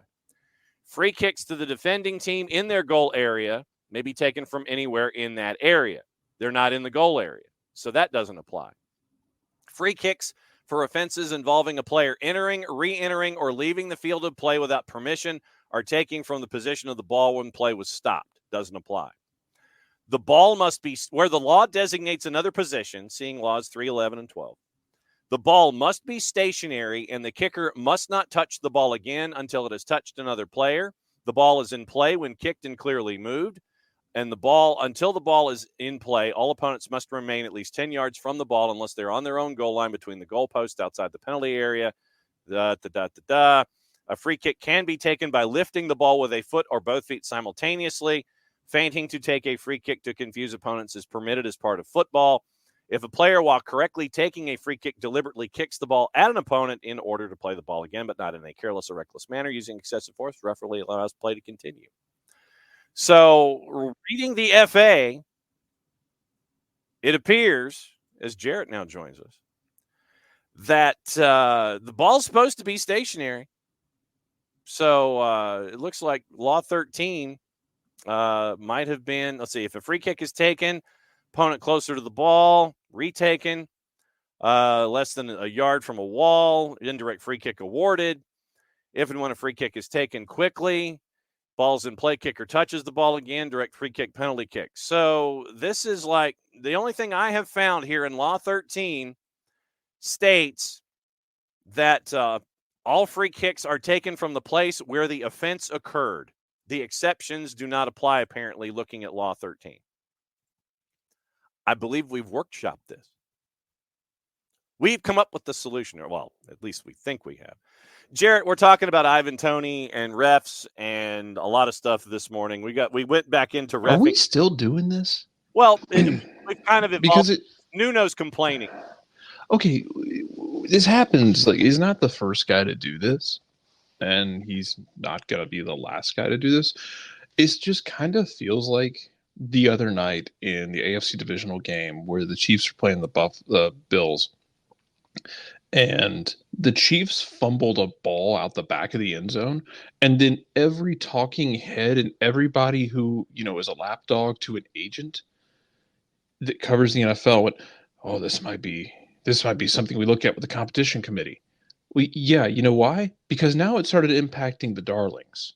And now it it impacted someone who has pull because go look at the end of the the Bucks Panthers game, last game of the season, when Terrace Marshall fumbled out the end zone, going into the end zone. Okay. Bucks won that game 9-0. Yes. It could have been 7-0. It could have been 7-0 Carolina. Yeah. This play happens multiple times every year, but if it's, I guess, because now it is impacting the darlings of the league in the Kansas City Chiefs, now we have to talk about it. And like, oh, maybe this is something that this might be something we have to look at going forward. Can't have it bother them. So because Nuno complained about it, like I'm surprised, honestly, it didn't take someone bigger to complain about it to get attention. But now we're going to keep talking about it and hounding it. It happens. It is the referee's job to keep an eye on it, and the AR. And if you this is one of those situations where if you want a sky official, yeah, go for it. Same thing in American football. Like, get a sky official to be keeping an eye on things in the backwash. It's a reason when we shoot games. If you go look at any college or pro setup, go look at the way it's shot. And first of all, everything follows the rule of 180. So everything sits on a 180-degree curve. You're always shooting the game from the same way. The one camera that is generally the exception is a pit camera on the other side of the field that sits on the other 50 that is watching the pocket. That camera generally is going to stay on the pocket. And what that is going to do is, no matter when the ball is thrown, that camera is going to stay there. It's a reverse angle look, but it stays on the pocket so you can see what happens. You can look for, any shenanigans back there and you're roughing the passer, that sort of thing. Mm-hmm. Like, what are you going to do? Like, so you maybe, I don't know, you put a sky official in play to keep an eye on these things? Like, I don't know, but he's not the first one to ever do this. And I don't know if it's just because it's angling that we're doing it. But I'm just, do we have like a rule of how long we're allowed to talk about this before we're allowed to move on to other things? Oh, well, Nuno complained to the PGMOL. That was why. Okay. And so, yeah, we got into, yeah, so it's the new part. Dell will not watch the Panthers again. I don't play. Man, Dell, you have my sympathies, if for no other reason. Like, looking at like the coaching carousel right now in the NFL, thinking, I don't know who's going to want that job right now. Yeah. And maybe Dan Morgan can like whip things into shape on the GM front and take baby steps. But man, I do not envy your situation, because it is literally the nightmare that we all fear of our team, of like, you take a big swing in the draft and it appears like it didn't work. And your owner tells you not to do something. In the words of Squirrely Dan, allegedly. Yes. So you want to deal with a guy that throws his alcoholic beverage out of his suite on the fans. You want to deal with that ish. And he did actually. It was like an 8 out of 10 cup flip afterward too. We got to talk about that. We're going to talk about him throwing his drink on a fan. The little cup toss he does is absolutely flawless. 10 out of 10. It absolutely is. The landing was like an 8 out of 10, but the motion was a 10 out of 10. Great wrist. Like, he has the quick and strong wrists of a young Mike Piazza. We're into stupidity down here, and a lot of people are sitting there saying, well, I thought we were already in stupidity down here, dealing with officials and such. We'll get into AFCON, because AFCON was crazy yesterday. We'll get into that too. Stupidity down here yesterday, we spent a lot of hour number one discussing what's going on with racist abuse and idiots and stupidity like that. We have a bit of an advancement in that story, if you want to call it an advancement, because it continues to be stupid. Paul McInnes over at The Guardian. English football has no plans to upgrade protocols dealing with racist abuse, despite Gianni Infantino calling for an automatic forfeit of games by teams whose fans cause an abandonment with racist behavior. Individual competitions have the right to decide what steps they want to take in the event of an abandonment. Internationally adopted process is to reschedule. It's thought unlikely the Premier League, the EFL, or the FA would change that without consensus in the English game. A new focus on the processes for dealing with abuse comes after what happened in Serie A. We talked about what happened with Mikey Magnon yesterday, and the championship with the incident that happened involving Sheffield Wednesday and Coventry. 3-step process, withdrawn temporarily, withdrawn a second time, then the match is abandoned. So Infantino said, quote, "We have to implement an automatic forfeit for the team whose fans have committed racism and caused the match to be abandoned, as well as worldwide stadium bans and criminal charges for racists." Udinese have said they intend to ban for life any spectators found guilty of racially abusing Mikey Magnon. Infantino's words, according to McGuinness, welcomed by many. Ian Wright summarized the frustration. Commenting on the Magnon incident, Ian Wright said, "Keep walking off. We did, playing through it, and nothing changed. Points deductions needed. The fines are pointless." FA, Premier League, and the EFL have taken increasingly a joined-up approach when it comes to these things. Omar Beckles, chair of the PFA, said, "Our members want to see real, consistent, and significant consequences for racist abuse, both for the individuals who are responsible and for clubs who fail to get a grip of the issue within their stadia. The reality is players don't believe this is happening. Responsibility for what happens next lies with authorities." Nick, are we actually agreeing with Gianni Infantino on something for a change? Agreeing with the words. Yeah. I mean, that's fine. It's agreeing with the words, but you got to, put those size 12 feet on the concrete and get to walking. It's one thing to do. It's one thing to have big talk. Yeah. Anybody could do big talk. Anyone. He's good at big talk, by the way. Right. You show me where the work is being done. Yeah. We see this regularly. People big talk. What's the saying in Texas? All hat and no cattle. Yeah. So that's great. Good for you. Call me whenever you start doing something real. Whenever you want to really be part of the revolution, that's when you come and knock on my door, and I'll be there. I'll be there ready to go. But if you're talking revolution, you're not making sense. You know what I'm saying? Yeah. So you're reading from a paper instead of picking up a tiki torch and a pitchfork. I don't want a tiki torch. I don't need tiki torches. I need fistful of steel. Mm-hmm. You know what I'm saying? I need a fistful of steel and a gut full of intent. That's what I need. Mm-hmm. And my thing is I'm willing to put a fistful of steel and a gut full of intent toward things that matter. And when people are ready to start moving on a particular item, I'm ready to do that. But right now it's all chatter because people are going for, these loose mouth conversations. It's one thing. There have been a lot of failed revolutions because people talk big game and then don't hit the streets. Yeah. And the one reason that you don't see action taking place with the leagues is because it hurts the money. Well, we can't abandon the match. We can't just, fine and forfeit. Well, why not? Because the money. Just say the money. Just keep it 100 and say the money. So, I agree with your words, Gianni, but when you actually hit the concrete, then I'll be up for something. He's got such a great track record of concrete and steel. I'm just saying. I mean,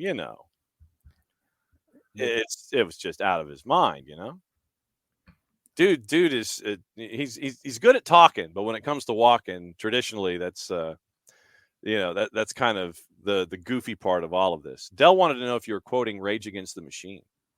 Not quoting Rage Against the Machine, but when you have fistful of steel, yeah, I suppose, yeah, fistful of steel is a Rage Against the Machine, but the gut full of intent is all me. Yeah, that's off the self-titled album. Okay. Jarrett, since we kind of had like 9,000 people in the party line yesterday when this topic kind of came up, the money is the leader in the clubhouse here when you're dealing with all this kind of stuff. You can sit there and say, yeah, we're gonna abandon matches, but that affects your TV contract. You're gonna, you're gonna do all of these kinds of things, but the bottom line is, when you got 9 figures to the left of the decimal, dealing with your TV contracts and all your games, you're not going to see abandonments of matches. You might see reschedulings and open houses and things like that, but it's not going to be. This will not be. Yeah, you can sit there and be at the top of the mountain and sit there and yell your head off, but it's posturing at the end of the day. It is. It's a nice thing to say, and it kind of quells the masses a little bit, I think, in the moment. It does get a bit tricky, though, because I think what you end up with is people arguing and then accusations flying every which way. Like, well, we didn't do it. What if the other team did it to try and get us to forfeit the match? Mm-hmm. Like, there's a lot of really stupid things that can come out of it, where instead of the obvious answer of just don't scream racist things or make racist gestures at players, people try and, like, they're just absolute lizard brains try and figure out ways to use it to their advantage instead of just trying to be decent human beings. Because for some people, that is the protocol in life, is not to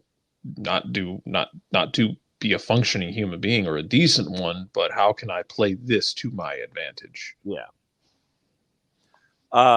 So yeah, all this is great, fantastic, great that you've said it. Very cool, great, good on you, thumbs up, good work. And we're not really anticipating a whole lot of change, but like I said, that's just me, not anticipating a whole lot of change when it comes to all of this. Are you guys watching AFCON at all? I am not. Sadly, I am not. I don't have BN. I need to get back on Fanatis, but I've got to make streaming decisions. Yes, because I'm quite militant with my budget. Well, and Netflix has just made it more tricky for everybody. Yes, they have. They did. Netflix and Raw starting in 25. They're giving everybody a year to save up for Netflix, and they're going to stay on Peacock with PLEs and things, as far as we know for right now, because the structures of the deals are staggered. It's not like lined up, but you end up with you end up with all of these different streaming services. I've never known Netflix to come up with a deal. I've never known that. I can't think of any time that Netflix said, yeah, sign up and you get your first 3 months free, or you get your first 3 months for $1. I can't remember ever seeing a Netflix deal ever. Peacock, deal. Paramount Plus, deal. Prime, deal with Amazon and your Amazon tie-ins. I've never seen a deal with Netflix. Have you guys? I think Netflix tried to do a streaming thing last year and it didn't go well. Yeah. It's because, like, streaming is tricky, especially on that scale. Like, it's not, it's not The Running Man where, you can break a bunch of rebels into the building and just start, like, don't touch that dial, and then just start, like, streaming. Like, there's a lot of moving parts that have to be lined up really specifically to make everything work. Yeah. Like MLB Advanced, there's a reason everybody went to MLB Advanced Media to do this. Like when HBO launched HBO Now back in the day, or HBO Go. Yes. When they did that back in the day, they went to MLB Advanced Media because MLB Advanced Media was just churning out stable, high quality streams for the time. Granted, now those are probably antiquated. And you can get Fanatis by going to fntz.co/soccer down here. You can help out Fanatis with subscriptions. You can help out the show and the network by subscribing. If you do not have Fanatis, you get Fanatis, For the Fans, CDO, Gold TV, the Brasileiro, Teise, all that stuff. For the true degenerates. I mean, I was watching local competitions in South America yesterday, all day long. But they have been broadcasting AFCON. Paramount Plus has been doing the Asia Cup. And quoting the fourth member of the Horsemen yesterday, Jason. Tournament's been incredible. Haven't even gotten to the knockouts. 2 stoppage time goals for Mozambique save Egypt from elimination, even as they concede a Cape Verde equalizer in the 99th minute. Yesterday was stupid in the AFCON. Egypt are through. Ghana concedes 2 in minute 91 and 94. And you end up with all of that. You have a 34-year-old who plays in the 3rd tier of Spanish football. And Equatorial Guinea beats the pants off of Ivory Coast yesterday, if I remember correctly, 4-0. The hosts got absolutely taken to school. They got taken out back, and it wasn't pretty. So, I mean, AFCON has had its moments of just absolute craziness, Nick. Well, I mean, have we ever known an AFCON that wasn't absolutely amazing to watch? I mean, it's peak drama. Yeah. So, you know, it's great. I anything I say about AFCON, it would be a big stinking pile of BS because I haven't watched it. Right. And it's not for a lack of desire. It's just I've got to figure out. Yeah, at least you're not trying to sit here and talk about the history of Japan and Korea. Oh, Jesus Christ. Yeah. I mean, here's the thing: is there are some shows they feel like they got to fill time and they got to fill content, so they BS you a great answer. Yeah. I like I said earlier, you guys deserve a better class of criminal. I'm not gonna lie to you and say, yeah, I've been watching that. You deserve a higher quality of degenerate. Right. Exactly. And so instead, what you're going to hear is I am militant about my budget, and I've got to decide between, Paramount Plus, well, HBO Paramount Plus, Max, friggin' Peacock. And see, the Paramount Plus is fine with me. Like it serves its purpose in the fall when I watch Celtic get blasted for 6 straight games in Champions League, and then the rest of the time it just kind of chills out because my daughter loves the show Little Bears, so we're cool. And you can get Paramount Plus on a bargain traditionally if you're like $20. I mean, literally for a year, and you can $1.99 a month or something like that. There's always a deal that you can get with Paramount Plus, and also Rich posting in the Twitch pitch. Keeping an eye on our buddy Kevin Patrick. He has been, according to multiple sites, PW Insider, etc. Kevin is not going to be. He's out as the lead announcer of SmackDown. That's all we know. We don't know what's next. Is it a reassignment? Is it what have you? Like I said, we don't know. But as of right now, PW Insider and another couple of folks, our buddy Kevin Patrick is out as lead announcer at SmackDown. So we'll keep an eye on all that stuff too. Yeah, we'll keep an eye on that. Hopefully it's just a temporary thing for him. For anyone who he's a great guy and a great color commentator. The transition to pro wrestling is extraordinarily tough because unlike most sports where a color commentator calls the game as he or she sees it, and in pro wrestling, you have a direct feed to gorilla position where the brass is hanging out and they're telling you like, this person is the arch villain of the universe, the chairman of death, the bringer of steel.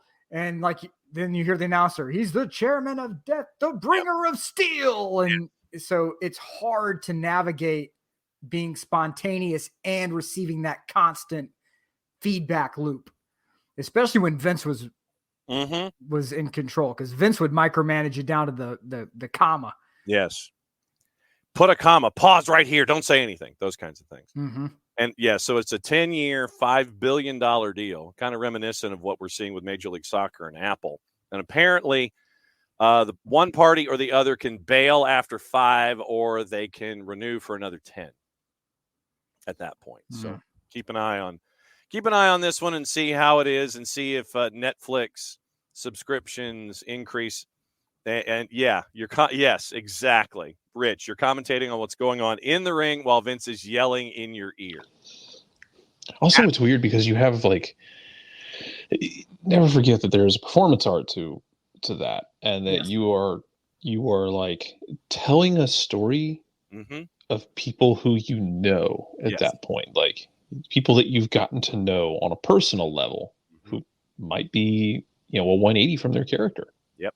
And you have to maintain telling these stories while also balancing that things can change on the fly. Like how many, like go check out any like any of the videos or audios, God, what was it? Oh, Victory Road 2011, where the fabled Jeff Hardy Sting one. Oh yeah. Like how quickly things can get called Mm-hmm. and changed in the moment. So you have to be on your toes and tell a story at the same time. It's tough, man. Yeah, Mm-hmm. it is. It is. Yeah. So, it's always fun when we can catch up with both Kevin Egan and Kevin Patrick about what's going on. But yeah, you are juggling a lot of chainsaws at that point. Hopefully they let him keep doing interviews. Yes. I thought he was very good on that front.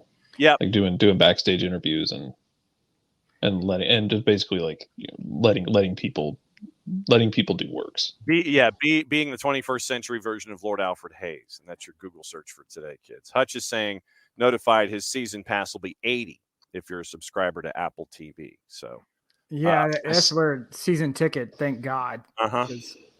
I still think that that one of the things we're going to be getting out of this is the fact that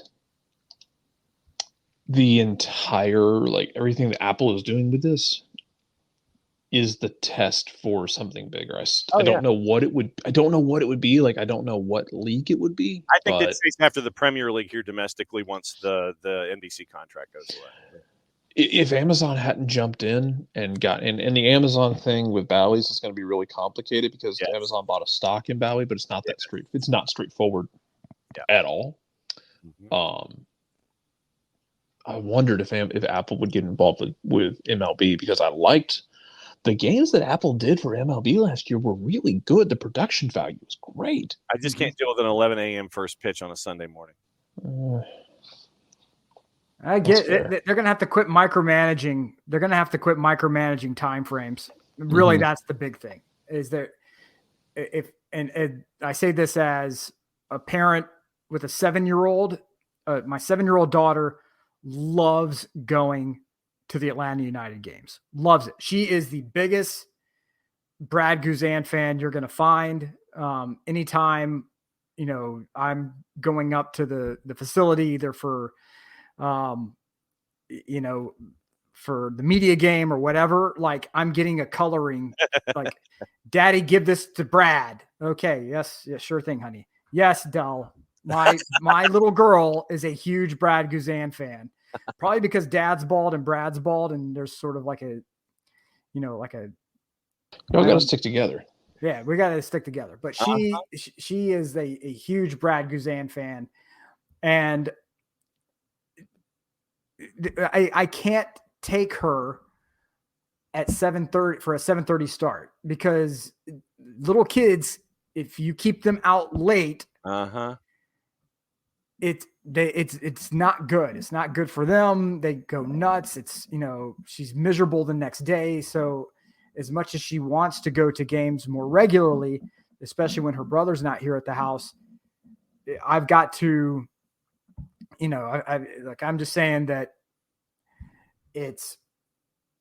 Apple has to start allowing the 4 p.m. weekend kicks again. They really need to. And yes, Dell, I know. Look, I get it, man. I get it. You're not a Brad fan, but my little girl's a big fan of Brad Guzan. So, you have to find the inroads to get new fans, right? And regardless of how it is, you've got to find ways to bring new fans into the fold. The NFL is realizing this I'm not talking about, this is not a referendum on whether Brad plays or not. Okay. Whether Brad rides the bench or Brad starts every game, simply stating a fact that my daughter is a big fan of Brad Guzan. Okay. That's not, but this is like the Taylor Swift thing with the NFL. My daughter is now obsessed with watching the Kansas City Chiefs.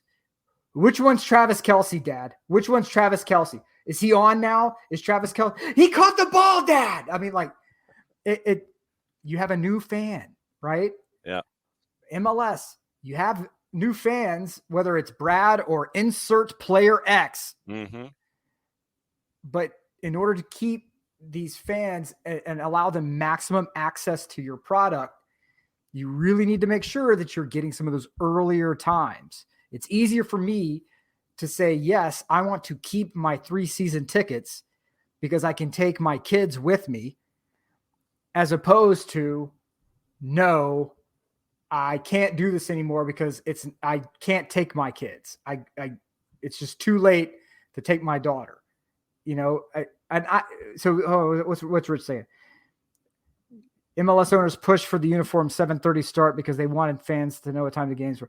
That is no. See, and Rich, this is not to you. The owners are stupid if that's what they said. I'm sorry. College football, there's no one in America that doesn't know when college football starts. You wake up on Saturday morning, you turn the TV on, it's there, right? From the kickoff shows all the way through the day. They own it. They own Saturday. What MLS needs to do is say, okay, when's the last Prem game? It's at this time? Great. That's when our first kick is. So it's a seamless transition. You used to go from Peacock or whatever your streaming service is right into Apple TV. Then it's known. But whatever. Some people don't like money, I guess. I don't know. Quickly make the rounds here and let everybody know what's going on. Gossip, rumor, and innuendo, things left unsaid, anything else on the table, dealing with birthdays and anniversaries. Okay, so in Major League Soccer, catching up on transactions. Santi Sosa's loan to Racing Club is now officially official. Vancouver has transferred Caio Alexandre to Fortaleza. Houston has transferred Thor Ulfarsson to a Hungarian club. All Caps has loaned Miguel Perez to Birmingham Legion. NYC has signed their super draft pick Malachi Jones. And Colorado continues to spend money. Even if it is pennies on the dollar compared to everybody else, oh my God, they're spending money. They've brought in Sam Vines from Royal Antwerp. That is now officially official.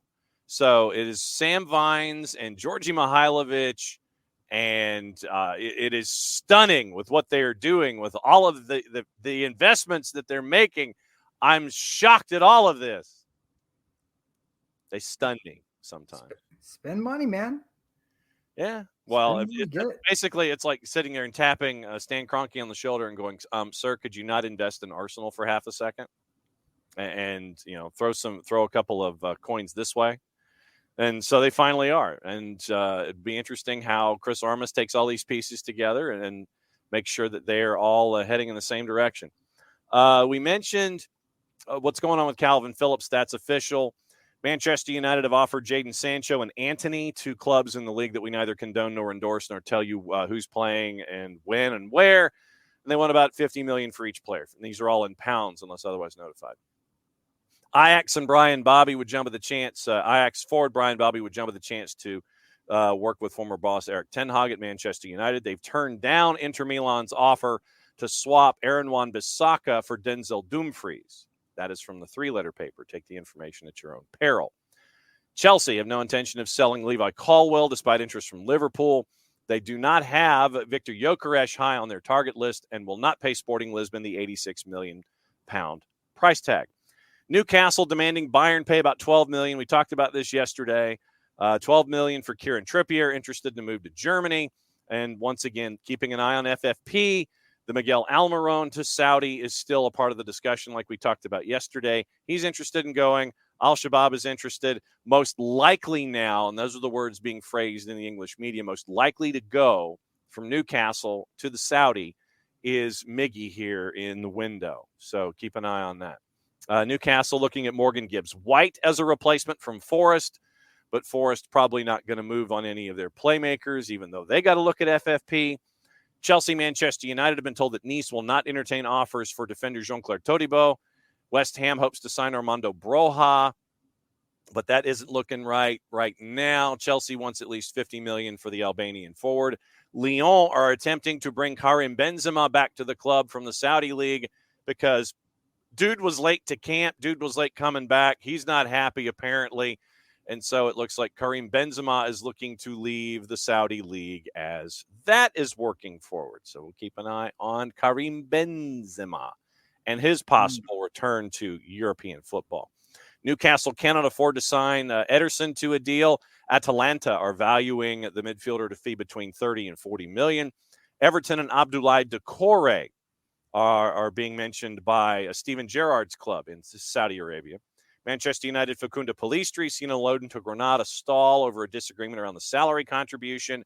So PSV Eindhoven is keeping an eye on the situation. 4-letter paper. Take the information at your own peril. Nottingham Forest rejected a loan approach to Feyenoord for Nico Williams. Burnley trying to strike a deal with Montpellier for defender Maxime Esteve. That's from Fabrizio Romano, so you know the cost on that one.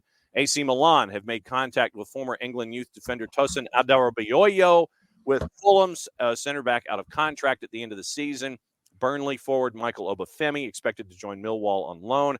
And Victor Osimhen has said he knows what his next step in his career is going to be, but he ain't telling nobody yet what that step is. He's going to Milan. He's a Milan fan. Well, and he's also mentioned the Prem. Yeah, sure. So those are the next steps in his thoughts. Dell's wondering which Milan, Nick. There's only one Milan, sir. There's only one. If you say Milano, or Inter, then you're talking blue and black. If you say Milan, the English.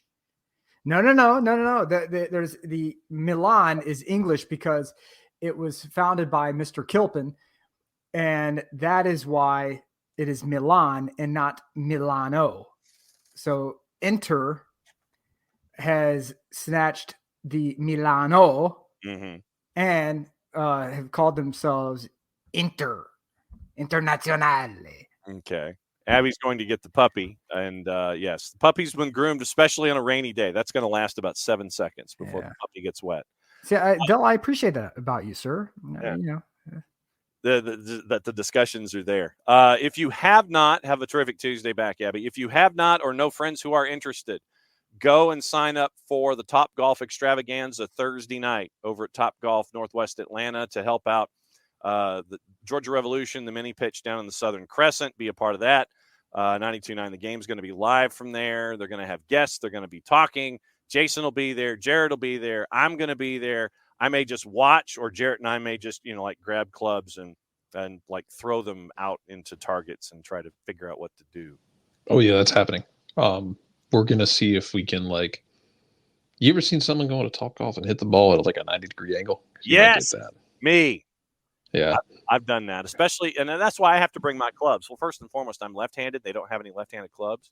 And I think my driver may still be there from our business extravaganza. So I'm just going to bring a 7-iron because mine are extended clubs because I'm a giraffe. Paul, yes. So we've got that to keep an eye on as well. Jarrett, we started the show on 2 topics, so let me circle back on these 2 topics.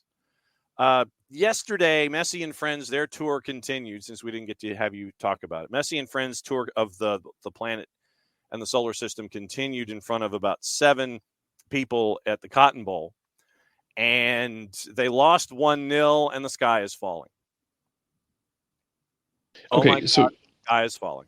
Here's the thing with preseason.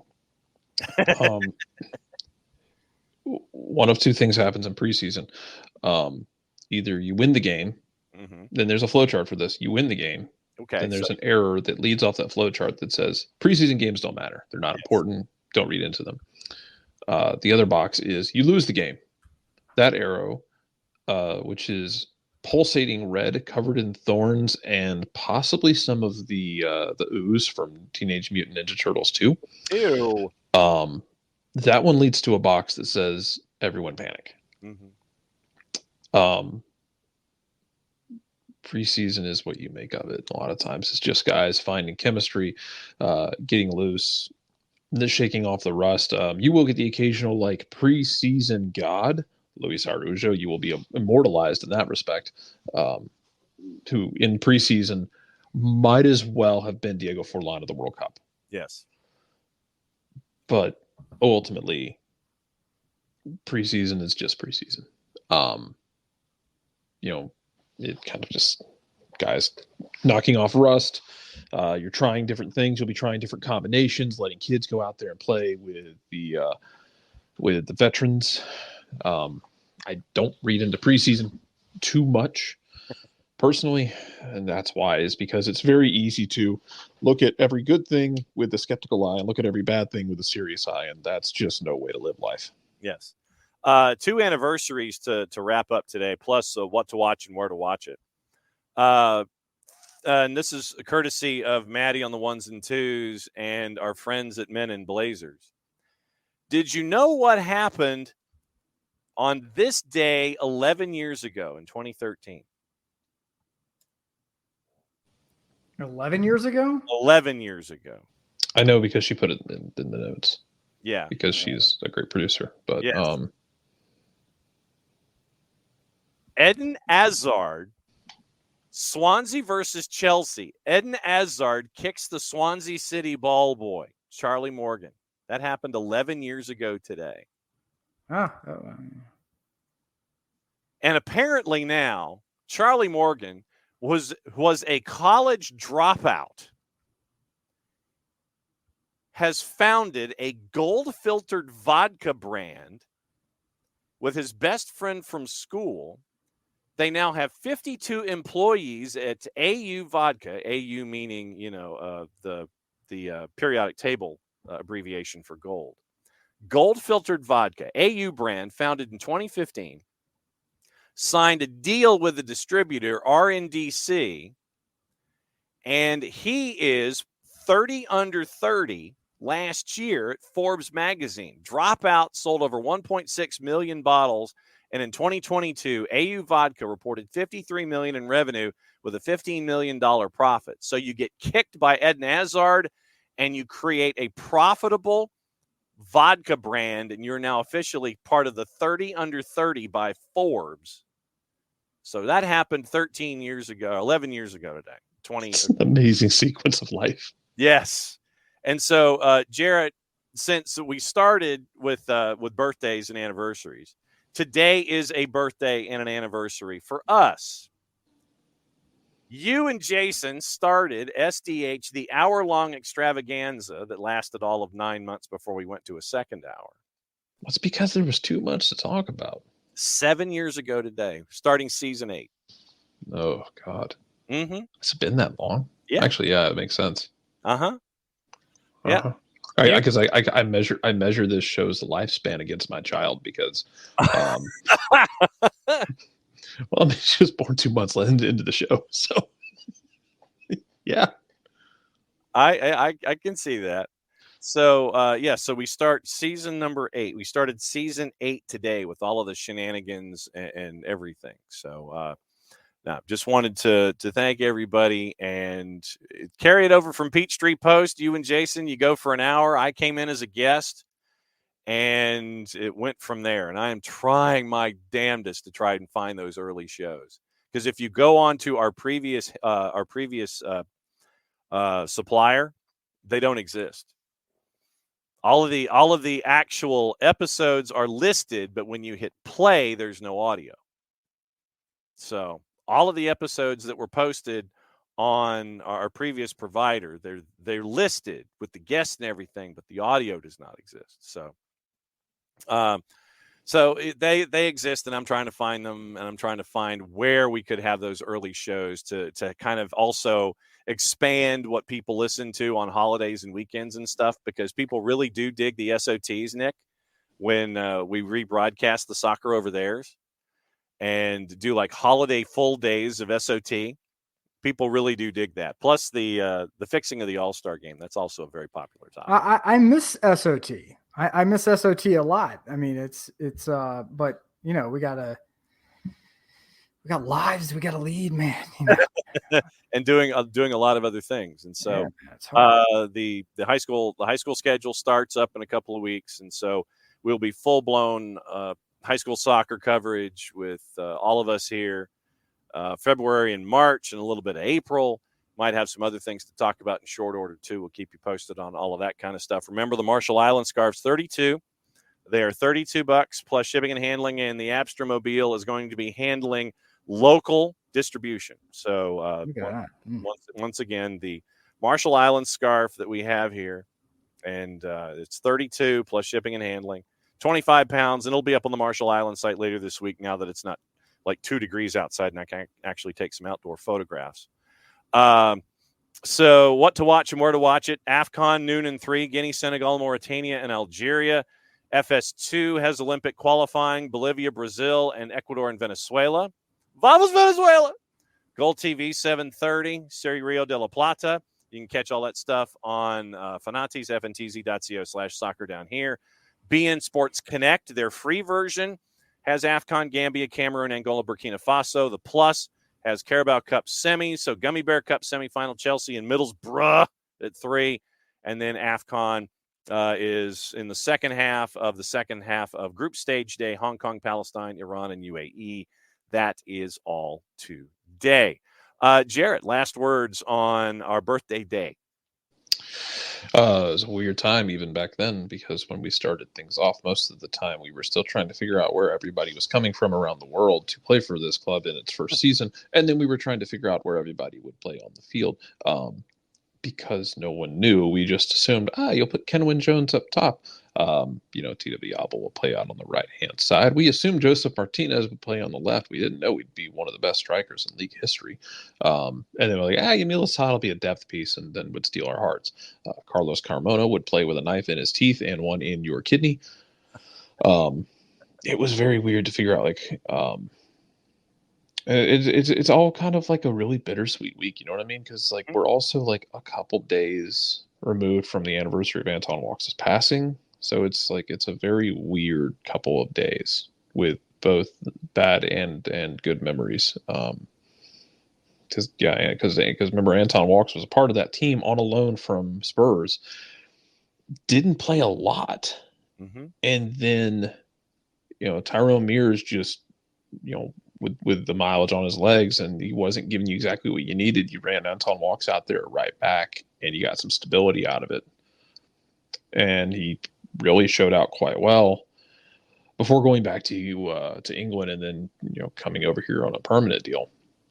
But it was it's still very weird to think about with that, how we were trying to piece together 2017, because Jason and I had Excel sheets and had text messages back and forth about all that. I still have a text message, a picture of a text message saved where Jason accurately at the end of 2016 or some point in 2016 accurately predicted the managerial setup. Once, I think it was right after Tata got announced, that it was Inchy to Minnesota, and I forget who else. He predicted 2 or 3 of them perfectly. And he just called his shot and just, fired up there and happened to catch nothing but net. It was very funny at the time. But yeah, that was a very weird time. Yeah. And so we start season 8 today. Dell letting us know before we go that with the injury to Farias, they now have also signed another defender. They were chasing after Pallavicino from River, and they've signed Nicola Frere from Pumas on loan for the 24 season. So we'll keep an eye on that and the salary structure and replacing Kamal Miller. Sure you are. Sure, there's your replacement, replacing Kamal Miller. Because considering what that lineup was that we talked about last night in that 3-5-2, 5-3-2, y'all got some holes. So Frere is going to be one of the ones at 29 years old who's going to be running all year long. So that is it for the first show of season 8 of SDH. Thanks for hanging out with us once again. Be safe, stay dry, keep an eye on each other. We'll be back at it again tomorrow. Dylan Butler joining us at 10 o'clock. Maddie on the 1s and 2s hanging out with us as well, feeding us all the information that we need to sound smart. So for Jarrett and for Nick, I'm just John. Thanks for hanging out with us for another year of SDH. It starts today. Play it safe, everybody. Mucha platial. And since it is the end of the show, that means I get to do this. We'll do it again tomorrow.